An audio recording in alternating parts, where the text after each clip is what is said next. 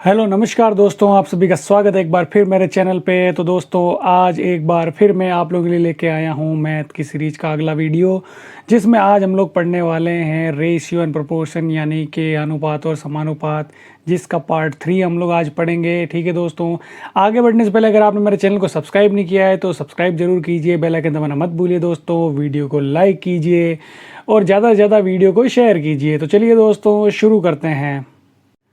तो दोस्तों आज हम लोग पढ़ने वाले हैं अनुपात और समानुपात का पार्ट 3।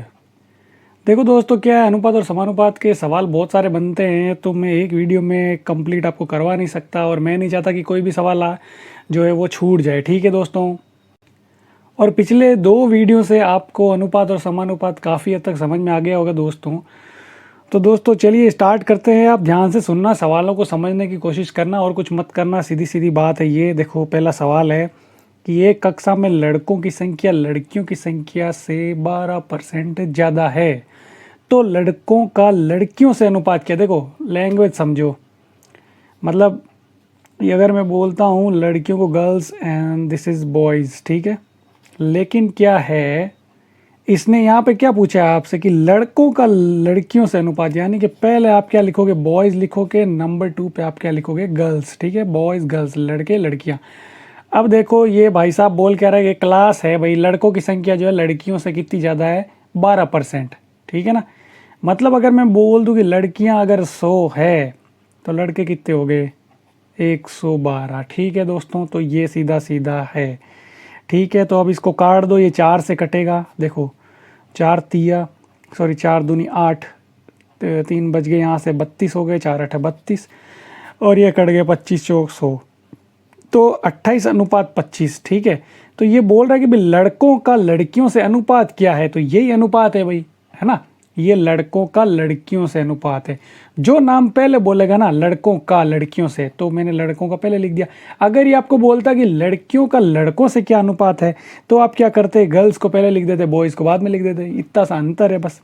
सवाल नंबर 2 देखते हैं। देखो बहुत ही अच्छा सवाल है। देखो ए बी व सी के वेतन का अनुपात देखो ये दे रखा है। ठीक है, अब ये भाई साहब ये बोल रहा है कि इनके वेतन में क्या क्रमशः 15, 10 और 20 की वृद्धि हुई, तो वेतन का नया अनुपात क्या। अब देखो अनुपात में क्या होती है, संख्याएं जो होती है, जैसे ये मैंने 2 लिखा, अनुपात 3 लिखा और अनुपात मैंने यहाँ लिख दिया 4। ठीक है, तो इन तीनों के अंदर एक ऐसी कॉमन संख्या होती है जो कट जाती है, इसीलिए ये अनुपात रहता है। ठीक है, तो वो संख्या कोई भी वापस मैं मान सकता हूँ, जैसे कि मैं मान सकता हूँ कि इनके गुणा में 100 थी, तो इसको मैंने बना दिया 200, इसको मैंने बना दिया 300 और इसको मैंने बना दिया 400, है ना, क्योंकि वापस अगर मैं 2 2 जीरो काटूंगा तो ये 2 3 4 अनुपात आ जाएगा। इसका मतलब क्या है, वो कॉमन संख्या हम ले सकते हैं। ठीक है, तो अब देखो ये क्या बोल रहा है, आप चाहो तो 2000 मान सकते हो, 3000 मान सकते हो, 4000, है ना, तीनों को 1000 से गुणा कर दो।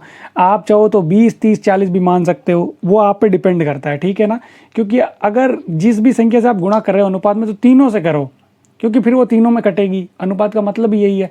अब देखो यहाँ पे क्या करते हैं, वेतन में क्रमशः यहाँ पे 15% की वृद्धि हुई, यानी कि मैं 200 को गुणा करूंगा 115/100। ठीक है, और 300 को देखो आप क्या करोगे भाई, आप क्या करोगे, 200 का 15% निकालोगे, फिर 200 में जोड़ोगे।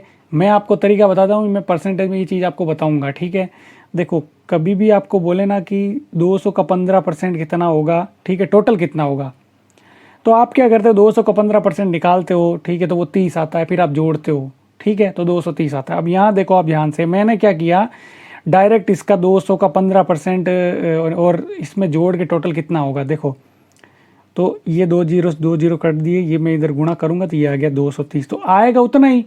इसमें टाइम कम लग रहा है ना, एक आप अलग से 15% निकालोगे, फिर 200 में जोड़ोगे, यहाँ जोड़ने की जरूरत ही नहीं है, यहाँ सीधा आ जाएगा जुड़ के, इसीलिए 115 बटे ये मैंने 100 निकाला। यहाँ पे देखो, यहाँ पर कितना बड़ा भाई, 2 नंबर का कितना बड़ा था, देखो 15% बड़ा इसका, ठीक है, 10 बड़ा इसका और 20 बड़ा इसका। ठीक है, तो देखो इसका अपन क्या करते हैं, 110/100 कर देते हैं, तो यहाँ 2 जीरो कट गए, तो 11 33 यानी कि 330। ठीक है, और इधर 400 का कितना बढ़ गया भाई, 400 का बढ़ गया 20, यानी कि 120/100, यानी कि ये हो गया 480। अब ये जो वेतन बढ़ चुका है, अब नया अनुपात क्या है, तो 10 10 10 पहले काट दो। ठीक है, तो कॉमन सी बात है भाई, 33 और 48 में तो 3 का भाग चला जाएगा, लेकिन 23 ऐसी संख्या है जिसमें किसी का भाग नहीं जाएगा। ठीक है, तो आपका जो आंसर होगा वो यही होगा। ठीक है दोस्तों, नेक्स्ट सवाल देख लेते हैं दोस्तों। डॉक्टर राम और रहीम की परामर्श फीस। डॉक्टर साहब के पास जाते हैं तो वो हमसे फीस लेते हैं कुछ, है ना, हमको चेक करने की। तो राम को मैं बोल देता हूँ, राम और रहीम इनका अनुपात कितना है। राम लेता है अगर 7 रुपये तो रहीम लेता है 2 रुपये। ठीक है, तो यहाँ पे क्या आ रहा है, अनुपात में आ रही है संख्या। अनुपात का मतलब ये है कि ये अगर 7 गुना फीस लेता तो ये 2 गुना लेता है। ठीक है, अब ये भाई साहब ये बोल रहा है कि अगर रहीम ये राम से 900 रुपये कम लेता है, इसका मतलब क्या हुआ कि इनके अनुपात का अंतर कितना है। अनुपात का अंतर है भाई 5, तो वो 900 रुपये के बराबर होगा, क्योंकि वो ये बंदा कम ले रहा है। अब आपको अगर मैं पूछूं ज़्यादा फीस कौन ले रहा है, ये ले रहा है, कम कौन ले रहा है, ये ले रहा है। ये कितनी कम ले रहा है भाई, अनुपात के हिसाब से तो 5 कम ले रहा है, और ऐसे कितना कम ले रहा है ये बता दिया कि 900 रुपये कम ले रहा है। तो सीधी सी बात है वो 5 जो है 900 रुपये के बराबर है। तो यहाँ से मैं काटूंगा 5 एकम 5 और इधर भी 5 का भाग दूंगा, तो ये आएगा अपना 5 एकम 5 और यानी कि 18 180, मतलब 1 बराबर 180 है। तो डॉक्टर राम की फीस पूछिए, है ना, राम की, तो यहाँ पे मैं 7 से गुणा कर दूंगा, यानी कि 180 इंटू 7, तो ये हो जाएगा 0 का 0, 8 7 56, 5 और 7 एकम 7, 7 5 12, 1260 रुपये इसके हैं और 360 रुपये उसके हैं। जब वापस काटोगे तो 7:2 आपका आंसर आ जाएगा। ठीक है दोस्तों, अब ये सवाल देखते हैं दोस्तों। इसमें क्या है, देखो ये बोल रहा है भाई साहब कि 3 संख्याओं का अनुपात ये है। पहली संख्या 3 है, दूसरी 2 है और 5 है, उनके वर्गों का योग। अब देखो पहली चीज़ तो ये अनुपात में है, तो हम लोग क्या करेंगे, इनके साथ में हमेशा x चिपका देते हैं। ठीक है, अगर आपको चिपकाना है तो चिपका दो, ठीक है, नहीं चिपकाना है तो वैसे भी कर सकते हो। मैं यहाँ पे इनको क्या करूँगा, वो संख्या कौन सी है भाई, मैं मान लूँगा एक 3x है, एक 2x है और एक 5x, और इनके वर्गों का योग कितना, 1862। 3 का वर्ग कितना होगा भाई, 9x स्क्वायर, 2 का होगा भाई 4x स्क्वायर और 5 का होगा भाई 25x स्क्वायर, और इसका जो जोड़ दिया है मुझे 1862 दिया है। और इन तीनों का अगर मैं जोड़ निकालूंगा तो कितना आएगा भाई, 9 और 4 13 और 25 हो गए आपके 38x स्क्वायर, यानी कि 1862। अब पहले तो x स्क्वायर निकालो आप लोग, तो क्या करोगे भाई, 1862 डिवाइडेड बाई 38 करोगे। ठीक है, तो ये 38 का भाग दोगे, पहले जाएगा 4 बार, और यानी कि x स्क्वायर बराबर आएगा 4, और बाद में आपका कितना जाएगा यहाँ पे, ये 49 आएगा। ठीक है दोस्तों, हम निकाल के देख लेना, मैंने पहले से इसका निकाला है इसलिए। ठीक है, अब मुझे तो x चाहिए भाई, तो x क्या आ गया, √49, यानी कि x इक्वल टू आ गया आपका 7। ठीक है दोस्तों, तो अब ये बोल रहे सबसे छोटी संख्या कौन सी है। एक जगह 3 लिखा है, एक जगह 2 लिखा है, एक जगह 5 लिखा है, कौन होगी भाई छोटी संख्या, ये होगी, यानी कि इसको मैंने 2x माना था। ठीक है, यानी कि 2 गुणा 7 यानी कि 14 आपकी छोटी संख्या है। इसको 3 से गुणा, ये 21 है, ये 14 है और ये 7 5 35 है। ठीक है दोस्तों, क्योंकि x का मान अपना क्या आ चुका है, ये देखो 3x 2x है ना, तो ये संख्या है। ठीक है दोस्तों, नेक्स्ट क्वेश्चन देखते हैं।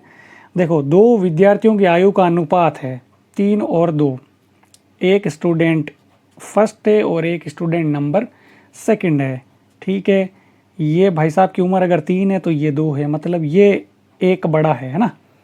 तो बोल रहा है कि एक दूसरे से 5 साल बड़ा है, मतलब ये भाई साहब इससे 5 साल मोटा है। ठीक है, बड़ा है, ठीक है ना, उम्र में। तो छोटे विद्यार्थी की आयु ज्ञात करो। तो कॉमन सी बात है, इनके अनुपातों में कितना अंतर आ रहा है, 1 का अंतर आ रहा है। इसका मतलब क्या है, ये जो है ना, ये बड़ा है 1 किससे, इससे अनुपातों में। तो ये 1 अनुपात किसके बराबर है, 5 के बराबर, मतलब इनका अंतर, अनुपातों का अंतर आ रहा है ना। और उम्र का अंतर भी निकालते तो वो भी अंतर ही आता है एक तरह से। तो यहाँ पे कितना आ रहा है, 1 बराबर 5 आ रहा है। तो सीधी सी बात है, ये भाई साहब की उम्र 10 होगी और ये 15 होगी। ठीक है, हमको पूछा है छोटे विद्यार्थी की, तो छोटे विद्यार्थी का ये हो गया, 10 साल उम्र है उसकी। ठीक है ना, तो ये आपका आंसर हो गया।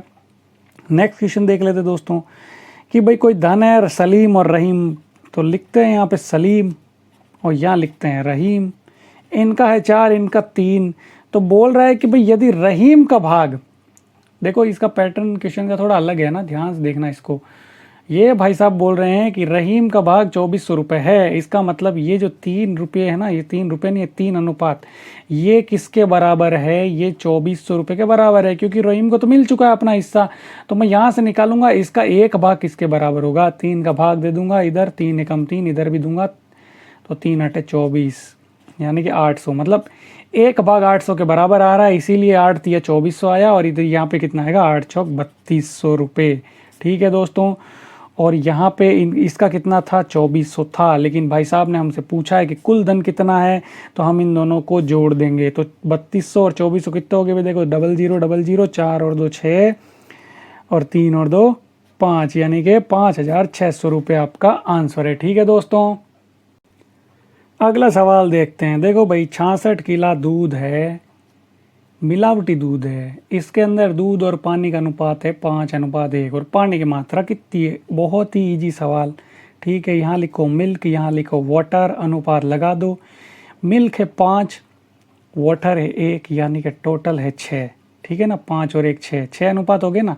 ये 6 अनुपात किसके बराबर है भैया? ये बराबर है 66 किलो के, यानी कि 1 किसके बराबर होगा? 11 के बराबर है, क्योंकि 6 का भाग दे दिया ना दोनों तरफ, तो 1 बराबर 11 आ गया।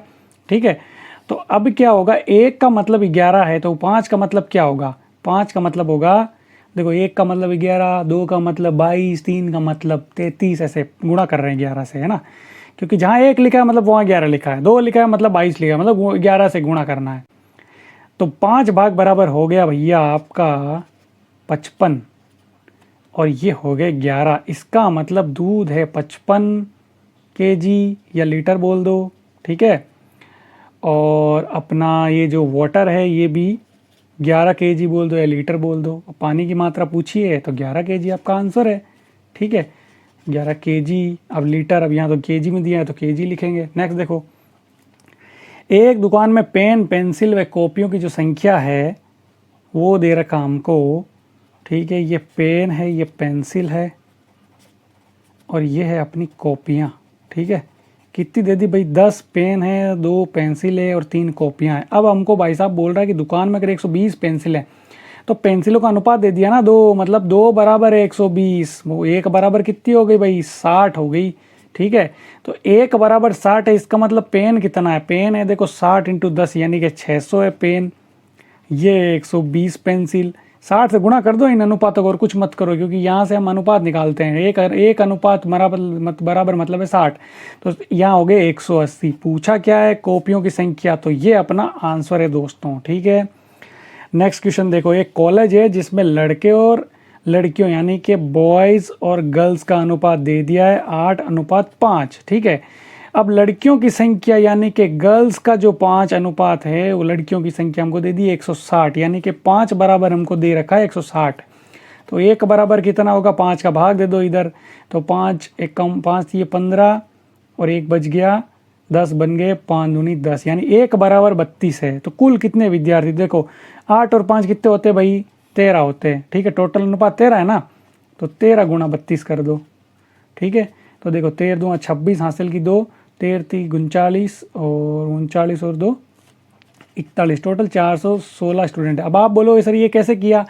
देखो भाई कुछ नहीं किया है, ये अनुपात दे रखा है। अब ये 5 अनुपात है ना, ये किसके बराबर है? इसने बोल दिया है कि भाई लड़कियां जो 160 है, इसका मतलब इतनी है लड़कियां, तो 5 अनुपात के अंदर मैं बोलूँ तो लड़कियां 5 है, लेकिन वैसे कितनी 160 है, मतलब 5 बराबर है 160 के। तो मैंने देखा एक अनुपात, जहाँ 1 लिखा है ना वहाँ 32 लिखा है, मतलब तो यहाँ 8 लिखा है तो 32 से गुणा कर लो। आप अलग अलग भी निकाल सकते हो। देखो कैसे, ये 8:5 है ना, तो आप क्या करोगे? गुणा इधर 32 कर लो, इधर गुणा 32 कर लो। तो इधर मैं करूँगा 8 से, देखो 8 दूनी 16। ठीक है, हासिल की 8 × 24 1 25। ठीक है, यहाँ हो गया 5 दूनी 10, 5 × 15 और 1 16। जोड़ के देख लो इनको, यहाँ 6 आ गया। ठीक है, ये 5 6 11, हासिल की 416, आंसर वही आएगा। ठीक है ना, मैंने यहाँ क्या किया, इसने कुल बोल दिया ना, कुल विद्यार्थी कितने हैं, तो कुल इतने लड़के हैं 8 है, 5 अनुपात में है, मतलब 13 अनुपात जो है वो गर्ल्स प्लस बॉयज़ है, और 1 अनुपात हमारे पास 32 है, तो हमने एक साथ निकाल लिया। ये भी एक तरीका है। ठीक है दोस्तों, नेक्स्ट देखो, लास्ट सवाल आज का।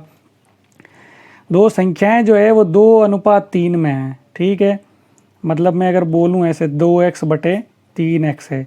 ये बोल रहा है कि पहली में से 2 घटाओ और दूसरी में से आप +2 जोड़ दो, तो अनुपात जो है वो 1/2 हो जाता है। तो कुछ भी नहीं करना है भैया, आपको कोष्टक लगाना है और तिरछा गुणा कर देना है। इधर गुणा करेंगे तो देखो 2 दूनी 4x और 2 इधर ये 2 दूनी 4, ये माइनस का 4 होगा क्योंकि ये प्लस का ये माइनस का है। अब ये 1 का गुणा इस कोष्टक से करेंगे तो पूरा का पूरा ही आ जाएगा, सेम ही आता है। 1 का गुणा किसी से ही करो क्योंकि 3x का 1 का गुणा करेंगे 3x आएगा, यहाँ 2 एकम 2।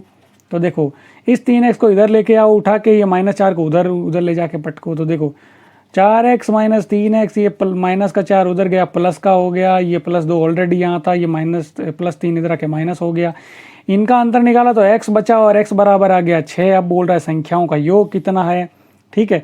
तो पहली चीज़ तो संख्याएं जो थी वो 2 और 3 के अनुपात में थी।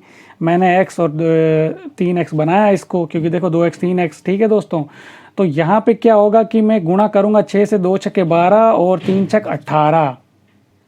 फिर यहाँ पे क्या करेंगे दोस्तों, देखो जोड़ के देख लेंगे, इन संख्याओं का योग जोड़ के देख लो भाई, 18 और 12 कितना हो गया 30। ये आपका आ गया आंसर, ठीक है दोस्तों।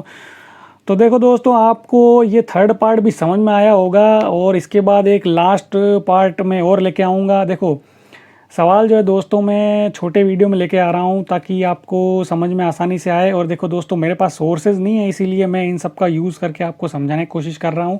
आप सिर्फ समझने पे ध्यान दो और मुझे ज़्यादा से ज़्यादा सपोर्ट करो, ठीक है, क्योंकि मुझे आपके सपोर्ट की बहुत ज़्यादा ज़रूरत है, ठीक है दोस्तों।